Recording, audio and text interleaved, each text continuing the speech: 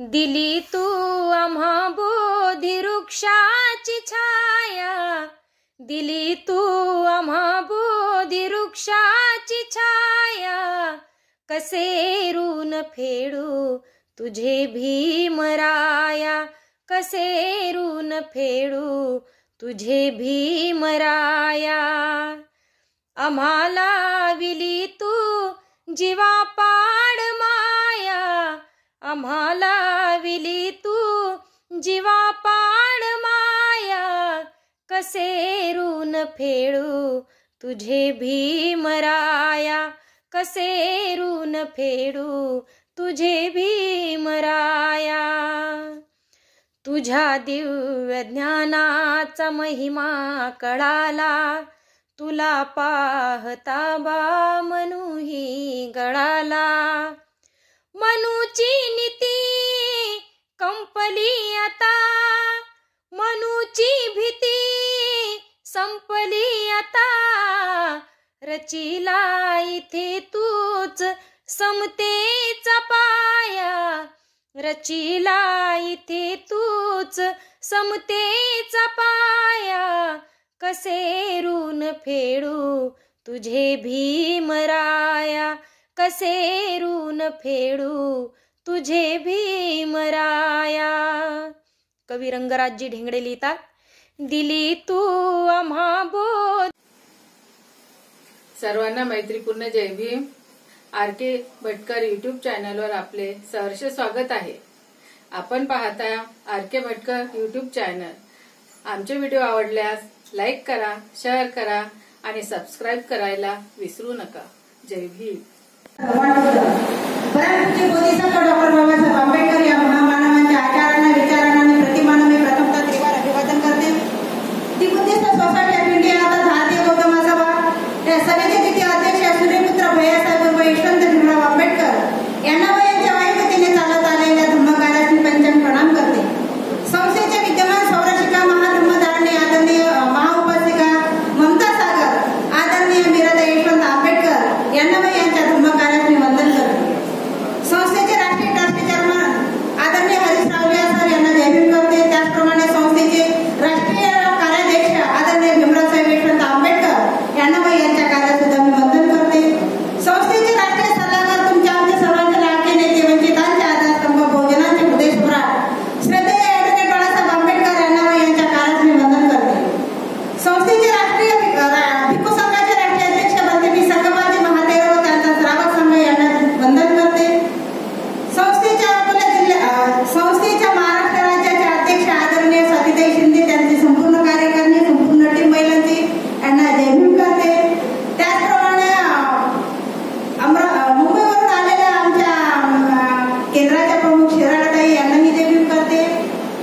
अमरावती विभागाचे राष्ट्रीय संघटक आदरणीय विजय भाऊजी चौथगार सर यांना जय भीम करते।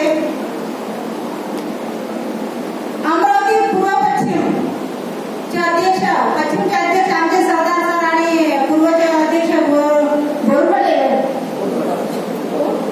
बोरकर सर आणि त्यांची संपूर्ण कार्यकारिणी यांना जय भीम करते। त्याप्रमाणे धम्मपीठावर उपस्थित असलेल्या सर्व माझ्या धम्मभगिनी सरदारताई असतील, आमच्या स्वर्गगाताई असतील, आशाताई वानखडेताई आमच्या आज अमरावती पूर्व पश्चिममध्ये उपस्थित कार्यक्रम म्हणजे महिलांची कार्यकारिणी बांधणे। महिलांची पूर्वच्या महामाया प्रजापती गौतमी आई भगवंताकडे गेले की आम्हालाही भिक्खू संघामध्ये सामील करा, पण त्याला भगवंताने त्यांना नाकारले, कारण की त्यांना माहित होता हा प्रवास खूप खडतर आहे, कठीण आहे, स्त्रियांना सहन होणार नाही। मग ते आनंदाकडे गेले। आनंद भंतेंना म्हटले की का महिलांसाठी भगवंताच्या संघामध्ये आम्हाला स्थान नाही, आणि मग तेव्हा आनंद भंते भगवान गेले आणि महिलांनाही तेवढं स्थान मिळवून घेतलं आणि भगवान बुद्धांनी महिलांचा संघ, पेशल संघ निर्माण केला आणि त्या संघाच्या संघटनाही का आमच्या प्रजापती गौतमी ह्या ठरल्या। अगदी त्याचप्रमाणे भीमराव साहेबांनाही वाटलं की आज पुरुषांच्या बरोबरीने आमची महिला काम करत आहे, तर महिलांचा पेशल वर्ग का नसावा। मग तेच विचार करून त्यांनी ज्याप्रमाणे पुरुषांचा पेशल वर्ग आहे त्याचप्रमाणे महिला हे काम वाढवण्यासाठी, या कामाला अधिक गती मिळण्यासाठी, काम कसं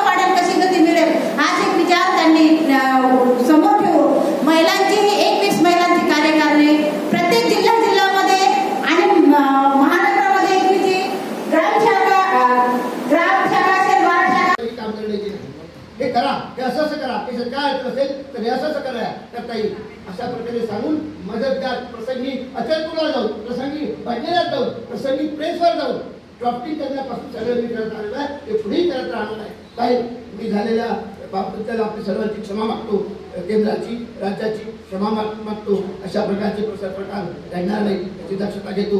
थांबतो. जय भीम. नमो बुद्धाय. धन्यवाद.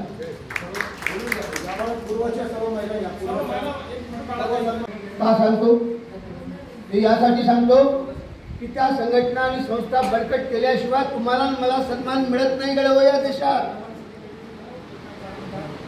मी अतिशय पाचवीला पुजलेला आहे आपल्याला, तरीही आपण दक्ष राहत नाही याचं दुःख आहे. केंद्रावरून आणि राज्यातून आलेल्या आमच्या नेत्यांचा अमरावतीत अपमान व्हावा ही गोष्ट माझ्यासाठी अतिशय वाईट आहे, अतिशय वाईट. मी त्याचा निषेध करतो.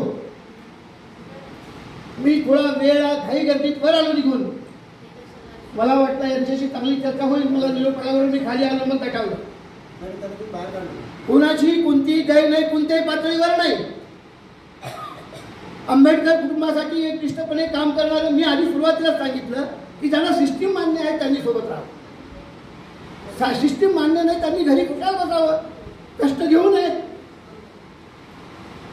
हे सिस्टीम आहे, प्रोटोकॉल आहे, वरिष्ठ आहे.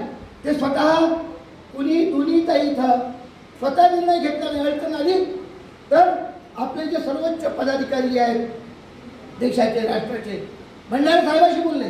भंडारे साहेब माझ्याशी आज दोनदा बोलले, अनेक गोष्टी समजून सांगितल्या. मी नाही बोलू शकतो, की मला मान्य करावं लागते, कारण ते कामच तेवढं असते आणि सांगतात ते त्याच पद्धतीनं. हे आपण समजून घेतलं पाहिजे. आणि जे लोक अशा प्रकारे वाटतात त्यांच्यापासून आपण सावध झालं पाहिजे. पद हे 4 दिवसाचा खेळ आला हो. वर्षभराचं पद आहे, वर्षभरानं जाईल, पुन्हा जबरदस्तीने येईल असंही नाही. काम चांगलं केलं तर लोक तुम्हाला पद नसलं तरी विचारतील. तुम्हाला सांगतो मी 16 ते 19 जिल्हाध्यक्ष होतो. 19 मध्ये मी पदमुक्त झालो. दुसरी कार्यकारिणी दोन्ही जिल्ह्यात आली. मी 20 पर्यंत पदावर नव्हतो, पण महाराष्ट्रात काम करत होतो. पूर्ण महाराष्ट्राला शब्दांकन करणे, संकलन करणे, ऑनलाईन बैठकांचे सगळे करून देणे. मला भीमराव साहेबांनी 20 मध्ये राज्यावर घेतलं आणि 20 पासून तिसऱ्यांदा मी राज्यावर आलो. काम करत राहा, लोक सन्मान करतील. मी पदावर नसतानाही दोन्ही जिल्ह्यात मार्गदर्शक म्हणून सभेला जायचा. सभाध्यक्ष माझ्या पूर्वी बोलत आणि मी नंतर बोलत होतो. हे सांगण्याचा उद्देश हा आधी फार मोठा आहे म्हणून नाही. काम केलं की सन्मान मिळतोच. निष्ठापूर्वक प्रामाणिकपणे संस्थेसाठी, सर्वांच्या सन्मानासाठी काम करा. तुम्हाला कुणीही बाजूला ठेवू शकत नाही. कुणाची हिंमत आहे याचा विश्वास उद्या जो प्रकार झाला तो अतिशय निंदनीय आहे. मी त्याचा निषेध करतो. आणि मला जेवढं दुःख आहे तेवढं कदाचित त्यांना तर आहे. पण मी एक या ठिकाणी जो संघटक आहे महाराष्ट्रामध्ये, अनेक लोक मला महाराष्ट्रातून फोन करतात, तुमच्या माझ्या कामाची वानवी गातात. आज त्याला शीत पोचलेला आहे, डाग लागलेला आहे. याचा ते दुःख आहे, ते दुःख भरून देणार नाही. त्यांनी अशा प्रकारची चुकीची गोष्ट केलेली आहे, त्याला माफ करता येणार नाही. तुम्ही आता त्या संबंधाने काय करायचं ते ठरवणार आहे. काहीशी बोलणार आहे, भंडारे साहेबांशी बोलणार आहे, राज्याशी बोलणार आहे. हे सगळं रिपोर्टिंग करणार आहे. आम्ही रिपोर्टिंग करावं लागतं, काय काय आणि कसं कसं घ्यायचं, कोण डिस्टर्बन्स केले, कशा पद्धतीनं डिस्टर्बन्स केले, याचं रिपोर्टिंग होईल. आणि आपल्या हातात रिपोर्टिंग करणं तेवढंच आहे. रिपोर्टिंग करू आपण.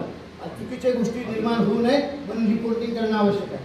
तेव्हा आपण सर्वांनी दिवसभर या ठिकाणी बसला. मी या प्रसंगाचं दुःख व्यक्त करतो.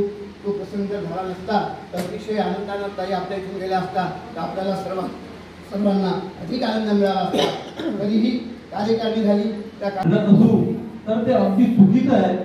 कारण हे काही राजकारण नाही. तुम्हाला मी त्याही वेळी बोललो आभार प्रदर्शनावेळी की स्वतःला तपासण्याची गरज आहे. खरंच आपण बौद्ध झालो का, बाबासाहेबांना फॉलो करतो का, हा खऱ्या अर्थानं विषय इथे येतोय. कारण या दोघीही महिला या राज्याच्या आणि केंद्राच्या पदाधिकारी आहेत. त्या स्वातीताईच्या डोळ्यात आपल्या जिल्ह्यातून पाणी यावं, त्या पाहुण्यांच्या डोळ्यात, हे आपल्यासाठी खेदाची बाब आहे. म्हणून मी पुन्हा ताई सर्वांच्या वतीनं तुमची माफी मागतो.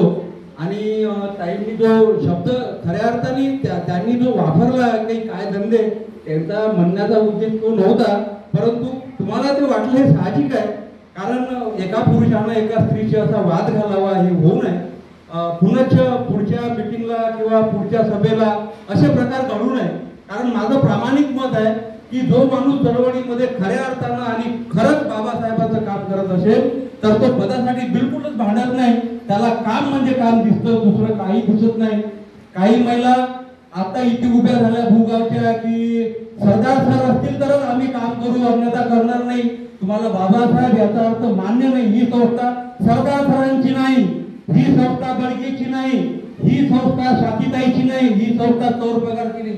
ही संस्था बाबासाहेबांची आहे आणि बाबासाहेबांच्या संस्थेमध्ये तुम्हाला काम करायचं आहे हे तुम्हाला दाखवून द्यायचं आहे. या पद्धतीचे वक्तव्य मी सरचिटणीच्या नात्यानं तुम्हाला ठणकावून सांगतो की अशा पद्धतीचे वक्तव्य तुमचे पुन्हा खपून घेतले जाणार नाही. पुन्हाच्या ताई मी तुमची दोघींची माफी मागतो आणि पुढचं सर्व नंतर मी उपाध्यक्ष झाली. मला ताई सचिवा होत्या, परंतु ज्या वेळेस निवड प्रक्रिया आली तर मला केंद्रात घेतलं गेलं आणि ताईंना अध्यक्ष केलं गेलं. त्यावेळेस मी किती ऑब्जेक्शन घ्यायला पाहिजे होतं? तुमच्यासारखं मिळायला पाहिजे होतं का? नाही.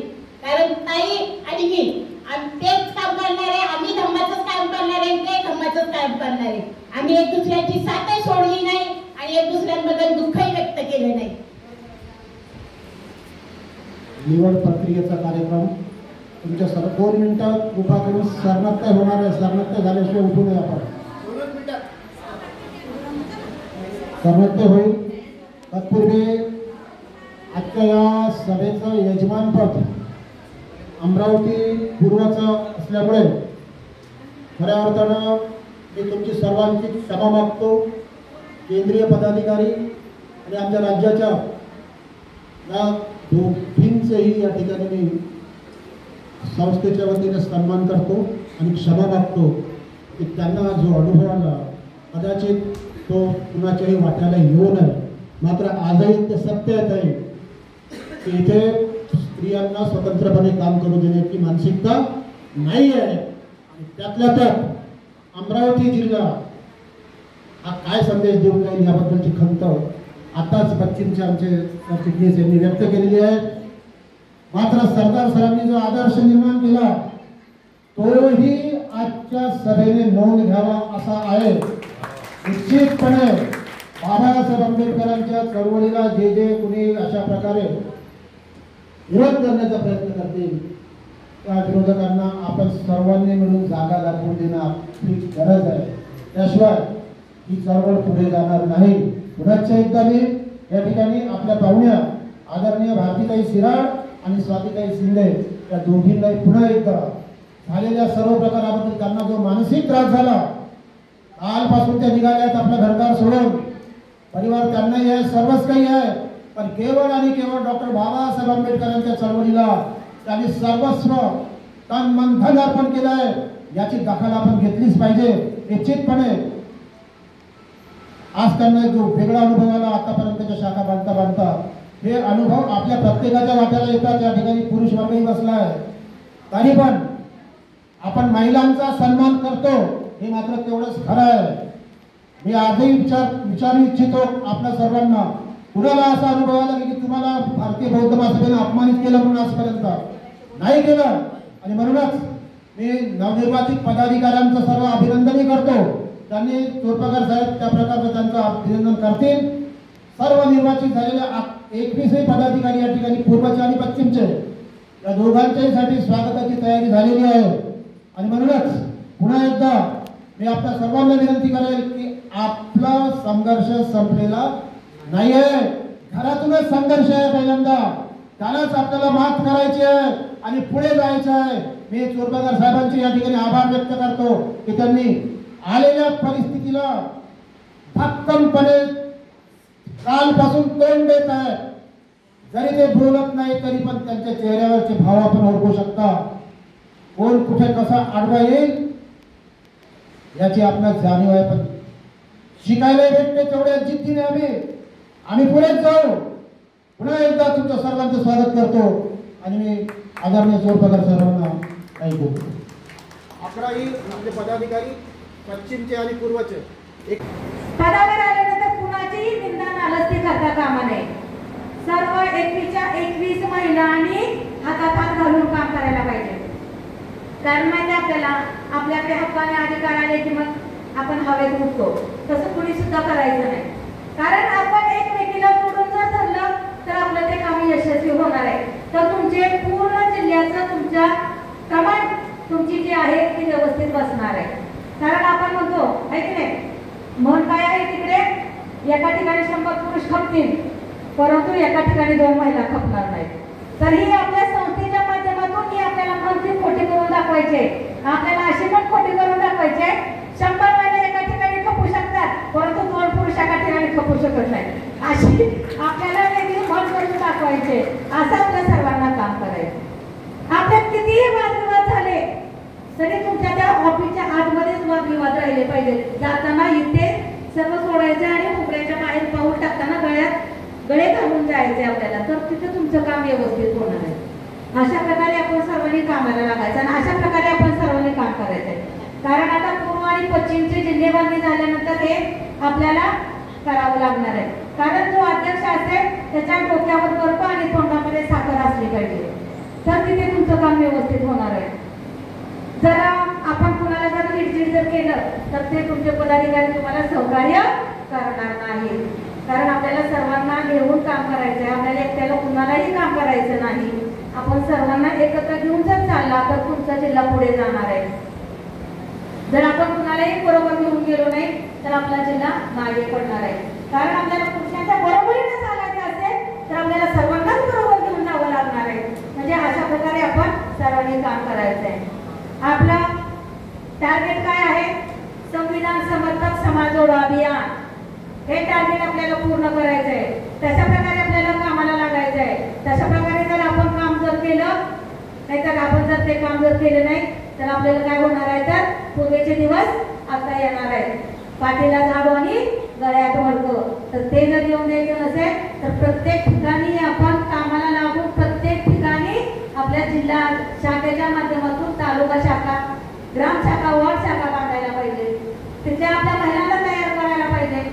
आपण म्हणतोय कोणत्याही क्षेत्रात महिला कमी नाही आहे की नाही. घरामध्ये महिलेचंच वर्चस्व असतं ना. मग आपल्याला नवऱ्याला प्रत्येक काम आपण आपल्या मिस्टरला विचारून करतो का? मग आपल्याला हेच काम पुरुषांना विचारून का करायची गरज आहे? ते गरज लागणार आहे का आपल्याला हे आपण बघायचं आहे. कारण आपण संस्थेचं काम करतो. आपण दुसरं तर काय काम करत नाही ना. संस्थेत जर आपण काम करतोय तर नवऱ्याचा बायकोवर आणि बायकोचा नवऱ्यावर फक्त तेवढ्याच प्रकारे विश्वास पाहिजे. विश्वासावर आपलं काम चालू पाहिजे. आपण आपल्या नवऱ्याला पण पटवून द्यायला पाहिजे बाबा मी दुसरं काही काम करत नाही तर मी माझ्या बाबासाहेबांचं काम करते. बाबासाहेबांना आम्ही आई आणि बाप सुद्धा म्हणतो. कारण बाबासाहेबांनी आम्हाला शून्यातून विश्व निर्माण करून दिलेलं आहे. आणि म्हणून आपण सर्वांनी तशा प्रकारे काम करायला पाहिजे. विश्वासावर जग चाललेलं आहे की नाही. विश्वासावर तशा प्रकारचा विश्वास आपण एकमेकात निर्माण करायला पाहिजे. आणि आपण याच्यापासून एकमेकाच्या कुणाच्या जर दुर्गुणी असतील तर त्याच्यापासून आपण आयुक्त राहायचंय. आणि तशा प्रकारे आपण सर्वजण काम करतात. कारण आपल्याकडे वेळ थोडा आहे आणि आपल्याकडे काम भरपूर आहे. कारण आपल्याकडे 4 वाजेपर्यंतच टाइम दिलेला आहे आणि त्यामुळे तेवढ्या टायमामध्ये आपलं सर्व काम व्हायला पाहिजे. म्हणून म्हटलं की आपल्याकडे वेळ थोडा आणि आपल्याकडे काम खूप आहे, भरपूर काम आहे. आणि म्हणून पुन्हा एकदा महाराष्ट्र राज्याच्या वतीने आपल्या सर्वांच्या प्रति मंगल कामना व्यक्त करते. आपलं बुद्ध धम्म संघ या त्रिरत्नाच्या बाळाचा प्रतापाने सर्वांचं मंगल होवो. आपण सर्वांनी चांगल्या प्रकारे काम करू आणि आपल्या अमरावती विभागाचं नाम, कारण मी अमरावती जिल्ह्याच्या मागे मला वाटतं 2024 पासून लागलेली होती. तो कारण इथे महिलांची शाखा तयार करा, महिलांच्या शाखा तयार करा. ते आता तयार नाही. कारण तिथे जे ब्राह्मण आहेत ट्रस्टी त्यांना जो शिदा मिळतोय तो भरपूर प्रमाणात आहे. त्यांचं पोट पाणी तिथे चाललेलं आहे. एवढंच नाही तर जे तिरुपतीचं मंदिर आहे ते सुद्धा बौद्ध मंदिर आहे. आणि जे संविधान आहे ते संविधान नष्ट करायच्या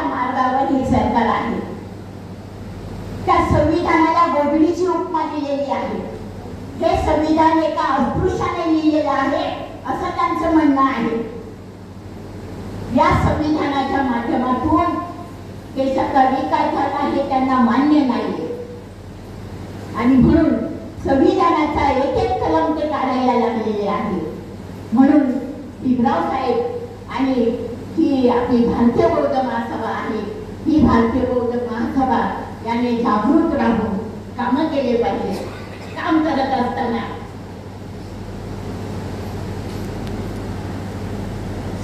या संविधानाला ओळखीची उपमा दिलेली आहे. जर बाबासाहेबांनी संविधान लिहिलं नसतं तर देश चालला असता का आतापर्यंत? या संविधानावर देश चाललाय हे ते विसरलेले आहे. आज बाबासाहेबांच्या पुण्यामुळे देशाचं संरक्षण आहे. बाबासाहेबांनी आम्हाला कुठे कमी ठेवले? कोणत्या क्षेत्रात बाबासाहेबांनी आम्हाला कमी नाही ठेवलं. सगळ्या याच्यात आम्हाला पुढे केलेलं आहे आणि म्हणून ह्या कार्यकर्त्या करत असताना आपण काही मागे पुढे बघायचं नाही, काम करत राहायचं आहे. आम्ही मातृसंस्थेचं काम करतोय. बाबासाहेबांनी आम्हाला 56ला ती धम्म दीक्षा दिली आणि धम्माच्या ओटीत टाकलं आणि तेव्हापासून आपण बौद्ध झालो आणि म्हणून या संस्थेला मातृसंस्था म्हणून म्हणतो. नाहीतर आमची कुठेच गणती नव्हती. आम्हाला मंदिरात प्रवेश नव्हते, आम्हाला कुठे सार्वजनिक कार्यक्रमात प्रवेश नव्हते आणि म्हणून काम करत असताना हे सगळं बाबासाहेबांनी भीमराव साहेबांनी जाणलंय आणि त्याबरोबर भंडारे साहेबांची साथ आणि म्हणून महिलांच्या कार्यकर्त्या वेगळ्या झाल्या आणि महिलांच्या कार्यकर्त्या वेगळ्या झाल्या आणि कामं करायला लागल्या. बघा देशात आता आपल्या 57-58 जिल्हे आहेत. 58 जिल्ह्यामध्ये ठाणे जिल्हा एक असा आहे की त्या ठाणे जिल्ह्याचा प्रथम क्रमांक येतो.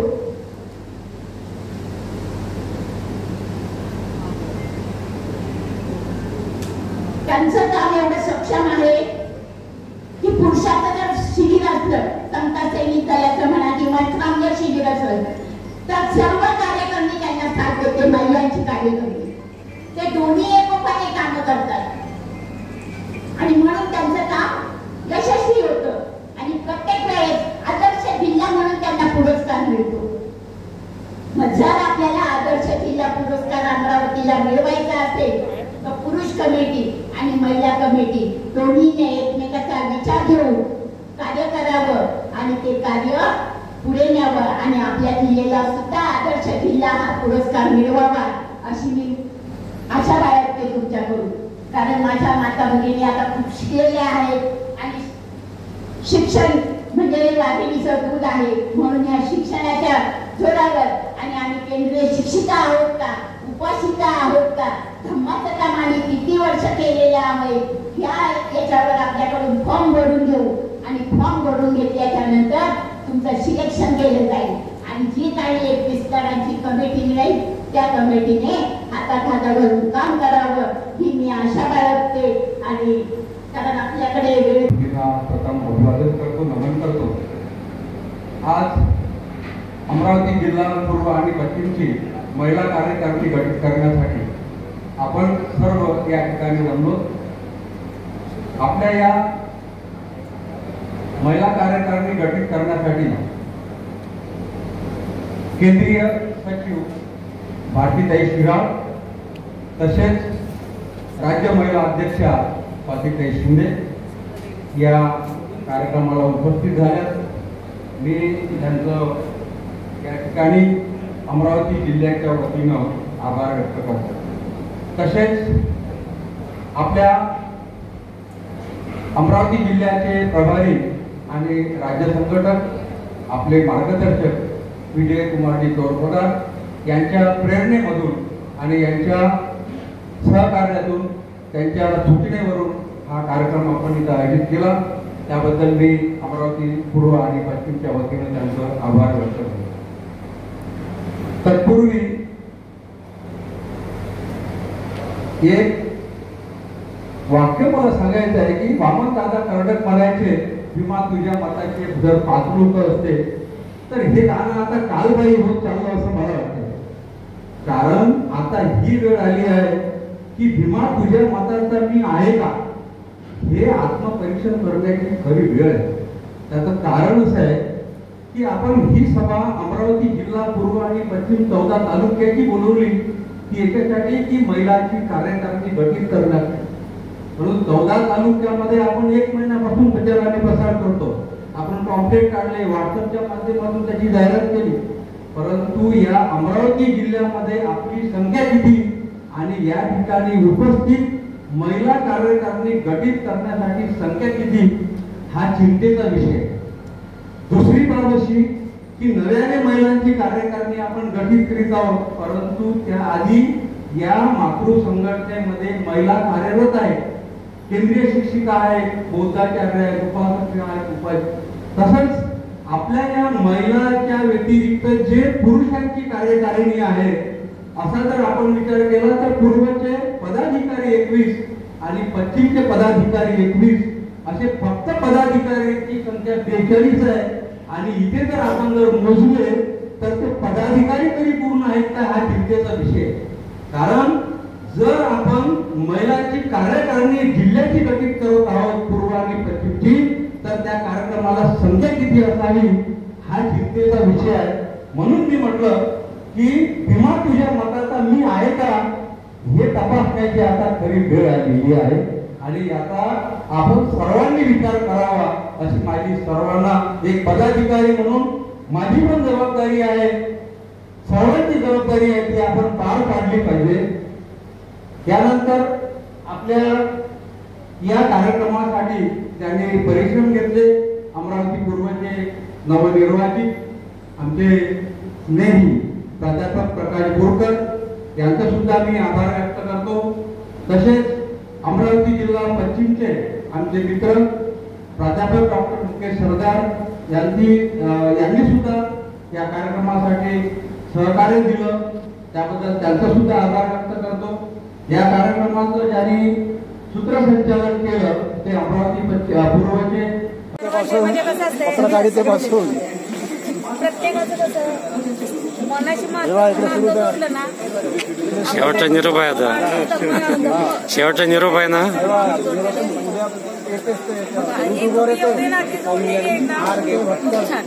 मला सकाळी पण खूप आवडलं आरती बद्दल. आता शेवट आहे ना, शेवट आता ते पाहतात ते पाहणारे बरोबर. अरे पण हे काही होते का सर्व सकाळपासून मीच बनवला म्हणून या पाहुणे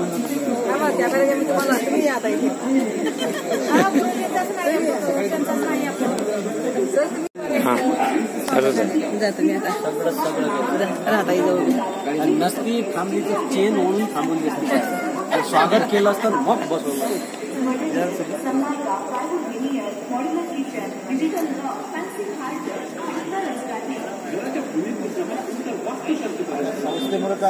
एकत्र आलो, जोडलं गेलं ना संस्थेमध्ये. नाहीतर कोण कुठलं आमचं कुठलं सातारा जिल्हा, काही कुठे नाशिक, हे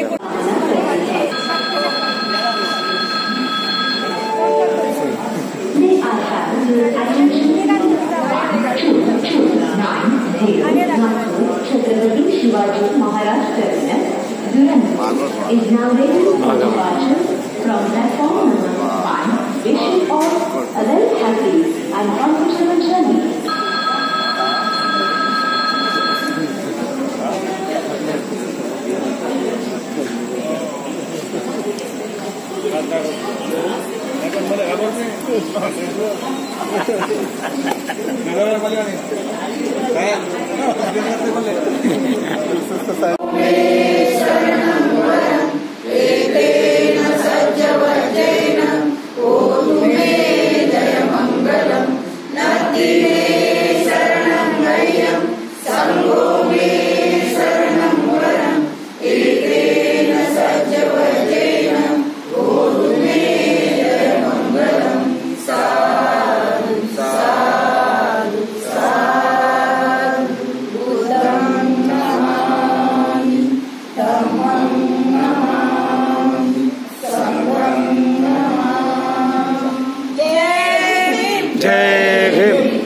आंबेडकरांचा विजय असो, आंबेडकरांचा विजय असो, भारतीय बौद्ध महासभेचा विजय असो, समता सैनिक दलाचा विजय असो.